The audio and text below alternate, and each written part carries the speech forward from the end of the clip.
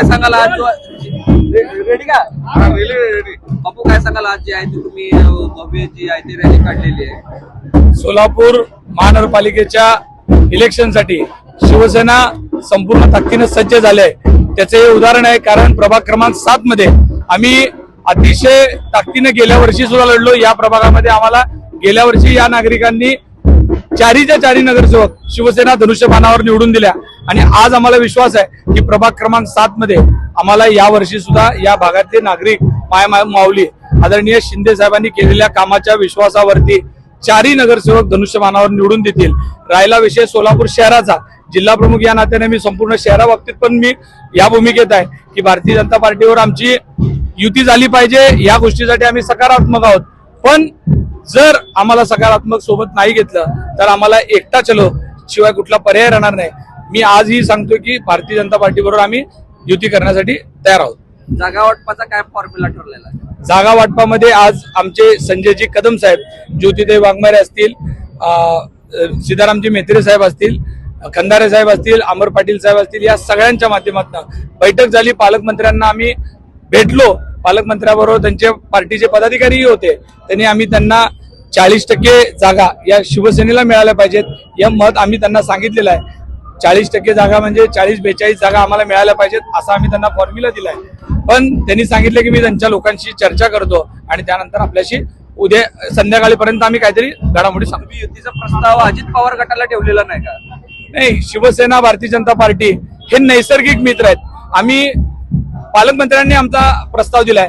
जर त्यांना यायचं असेल अजितदादा गटाचे राष्ट्रवादीच्या नेत्यांना तर त्यांनी जाऊन पालकमंत्र्यांना भेटू शकतात आणि त्यांच्यानंतर मीटिंग होऊ शकते. राष्ट्रवादीकडून कुणीही संपर्क केला नाही का युतीसाठी महायुतीसाठी? नाही, भारतीय जनता पार्टी सोलापूरमध्ये मोठा भाऊ म्हणून काम करते. पालकमंत्री त्यांचे आहेत, तर त्यांनी त्यांच्याशी चर्चा करावी. त्यांना असं वाटलं की आपण तिघं मिळून एकत्र यायचं आहे, त्यांनी तसा आम्हाला आदेश केला तर आम्ही तिघं मिळून एकत्र येऊ. पण आम्ही आमच्या वतीनं शिवसेना वतीनं भारतीय जनता पार्टीला प्रस्ताव दिलेला आहे. शिवसेनेची राष्ट्रवादी सोबत जायची भूमिका नाहीये का? नाही, मुळीच असं आम्ही म्हणलेलं नाही.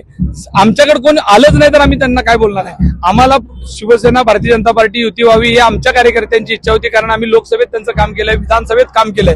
आम्ही भारतीय जनता पार्टीच्या लोकांना हक्काने मांडू शकतो, कारण आम्ही त्यांचं काम केलंय. राष्ट्रवादीच्या लोकांचं कामच आम्ही केलं नाही तर आम्ही त्यांच्याशी काय म्हणून जाणार आहे. त्याच्यामुळे त्यांना जर युती करायची असेल तर त्यांनी पालकमंत्र्यांशी संपर्क करावा, आमच्याशी करायची असेल तर संपर्क करावा, त्यांच्याशी पण बसता येईल. भाऊ, सांगोल्यात हे चित्र पाहतोय की तुम्ही जसं तुमच्या वार्डामधून इच्छुक आहे तसं भाजपकडूनही आहेत. मग तुम्ही कशा पद्धतीने तुम्ही शक्ती प्रदर्शन मोठ्या प्रमाणावर केलेलं आहे, त्यातून काय संदेश? नाही, शक्ती प्रदर्शन नाही, प्रचार लागलेला आहे. आजपासून त्याची सुरुवात झाली आहे.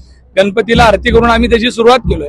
राज्यात उद्या सगळ्या जागी महाराष्ट्रामध्ये अशा मिरवणुका प्रत्येक जण आपापल्या पद्धतीने काढणार आहे. सोलापूर शहरात सुद्धा सगळे इच्छुक उमेदवार काढणार आहेत. त्याचा भाग म्हणून आम्ही फक्त शिवसेना पक्षाचा प्रचार करण्याकरता आम्ही आमची रॅली काढतो. भाजप या बाबतीत सकारात्मक वाटतंय, कारण सांगोल्यात जे आहे ते शाजी बापूंच्या विरोधात भाजपनं अन्य मित्र पक्षातले असतील किंवा अन्य विरोध गटातले असतील यांचा पॅनल उभा केला होता. नाही, महाराष्ट्रात जिल्ह्यात काय झालं, राज्यात काय झालं त्याचे निकाल आपण सगळेजण बघितलेले आहेत. एकटा चलो म्हणल्यानंतर काय रिझल्ट होतात, शिंदे साहेबांचा करिश्मा कशा पद्धतीने चालतो, टायगर अभि जिंदा आहे सांगोल्यात शाजी बापूंनी दाखवून दिलेला आहे. मला म्हणण्याचा उद्देश एक आहे, सोबत घेतलं तर सन्मानपूर्वक होईल, नाही घेतलं तर रिझल्ट तुमच्या समोर आहे. हे आमची आज ही भूमिका आहे की आम्ही कुठेही काय म्हणतो आपण भ्रमात नव्या की आम्हाला खूप यश मिळालं म्हणून आम्ही काहीतरी वेगळ्या प्रमाणे जाऊ. आम्ही आजही तुमच्याबरोबर यायला तयार आहे. आम्ही फक्त म्हणतो की आपण सन्मानपूर्वक एकमेकाशी बसू. बापू, तुमचा अर्ज किंवा शिवसैनिकांचा जो अर्ज आहे तो किती तारखेपर्यंत दाखल होईल? उद्या आमची महायुतीच्या बाबतीतली बैठक होणार आहे. मला असं वाटतं की उद्या संध्याकाळपर्यंत त्याच्यामध्ये तोडगा निघेल. भाजपनं 75 पारचा नारा दिलेला आहे आणि तुम्ही 50% जागांची मागणी करताय.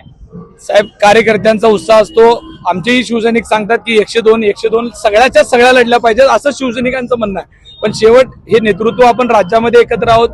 सगळीकडे आपल्याला विकास करायचा आहे. देवेंद्रजी असतील, एकनाथजी शिंदे साहेब, जर हे दोघं एकत्र येऊन काम करत असतील तर खालच्याही लोकांना आम्हाला समजूत काढून घेऊन आम्हाला येणाऱ्या काळात एकत्र यावं लागेल. नगर परिषदेच्या निकालानंतर सोलापुरात होणार का शेवटी एकनाथ शिंदे साहेबांना त्यात मध्यस्थी करावी लागणार असं का वाटतं का? त्या बाबतीत कुठे 1-2 जागा असतील तर?